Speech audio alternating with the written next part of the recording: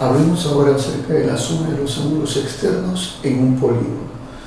Sea, por ejemplo, el siguiente polígono en el cual yo quiero saber cuál sería la suma de los ángulos que están a continuación mencionados. Por ejemplo, este ángulo, y todos ellos, todos los ángulos, ¿no? Quisiera yo saber entonces a qué sería igual esa suma de ángulos externos. Bueno, simplemente nosotros vamos a decir que la suma de todos ellos es igual a 360 grados. Muy bien, pero por ahí me dirán, profesor, pero o sea que si tiene 5 lados, 6 lados, 10 lados, 80 lados, ¿siempre será 360 grados? Por supuesto, siempre será 360 grados. Es decir, la suma de los ángulos externos en un polígono no depende del número de lados. Cualquiera sea la cantidad de lados, siempre la suma de los ángulos externos será 360 grados. Siempre será ese valor.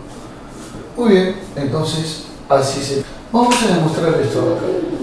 Vamos a demostrarlo. Y lo demostraremos a partir del siguiente concepto. Mira, por ejemplo, si era un polígono de la siguiente manera. Estamos observando que están trazadas sus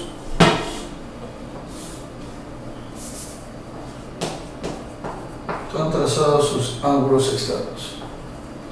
Muy bien, entonces, en dicho polígono donde están trazados sus ángulos externos, nosotros tenemos, por ejemplo, acá A, B, C, por ejemplo, por acá, D, E, F, y así sucesivamente, ¿no? Pero yo quiero que analicemos algo que es sumamente importante para nosotros. ¿Qué cosa, profesor? Es el ángulo externo. Por ejemplo, este ángulo externo E. Y veamos también el ángulo interno I. Y notemos algo que es muy importante. ¿Qué cosa, profesor? Miras, que la suma de un ángulo externo más un ángulo interno, ¿cuánto te daría? ¿Cuánto sería la suma de eso? Claro, sería 180 grados. Pero eso se da solamente en un vértice, nada más, ¿sí o no? Claro, o sea, en un vértice nada más se cumpliría que la suma de los ángulos externo e interno es 180 grados. Pero ¿qué pasaría si, por ejemplo, yo sumo todos? O sea, sumo todos los externos y todos los internos. Entonces tendría 180, 180, 180. ¿Cuántas veces 180? Tendríamos 180 n veces. ¿Por qué, profe? Porque es con respecto al número de vértices. Si en un vértice es 180, en dos vértices sería 360. En tres vértices, ¿cuánto sería? Claro, sería 540. Y así sucesivamente. Entonces diremos nosotros, por conclusión de esto, diremos que la suma de los ángulos externos más la suma de los ángulos internos, o sea, todo el total es igual a 180 grados por n, obviamente por el número de vértices. Entonces diremos que la suma de los ángulos externos más, pero esto de acá se sabe ya, igual a 180 grados por n menos 2. Y eso va a ser igual a 180 grados por n.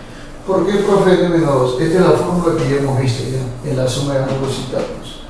Entonces tenemos la suma de los ángulos externos más, bueno, despejamos, sería 180 n menos 180 por 2, 360. Y eso va a ser igual a 180 grados por n. De inmediato, entonces, 180n con 180n se lleva. ¿Y qué es lo que te quedará? Que la suma de los ángulos externos es igual, esto pasa al otro lado a sumar, a 360 grados. Ah, ya. Entonces nosotros estamos observando que de acuerdo a ello, este de acá sería un método. ¿Qué tipo de método? Un método de cómo saber y demostrar que la suma de los ángulos externos es 360 grados. En otras palabras, es lo que queríamos demostrar siempre. Así se debe hacer eso de ahí.